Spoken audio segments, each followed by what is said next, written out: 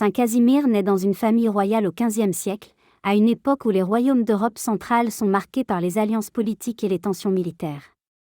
Il vient au monde le 3 octobre de l'année 1458, fils du roi de Pologne et grand-duc de Lituanie. Dès son enfance, Casimir reçoit une formation soignée.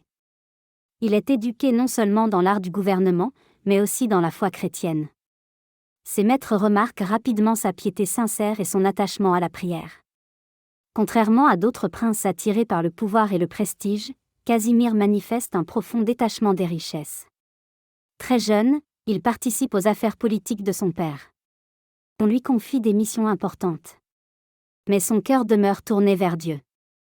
Il cherche la justice, la paix et la défense des plus pauvres.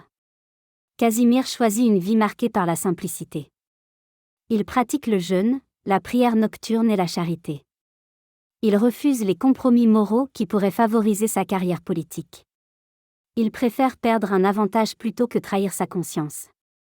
Une tradition rapporte qu'il refuse un mariage stratégique qui aurait consolidé le pouvoir dynastique, préférant préserver son engagement spirituel. Sa vie devient un témoignage de pureté et de fidélité. Atteint d'une maladie grave, probablement la tuberculose, il endure la souffrance avec patience. Il meurt le 4 mars de l'année 1484, à l'âge de 25 ans. Après sa mort, son tombeau devient un lieu de prière. Il est vénéré comme patron de la Pologne et de la Lituanie. Son exemple montre que la sainteté peut s'épanouir même au cœur des responsabilités politiques.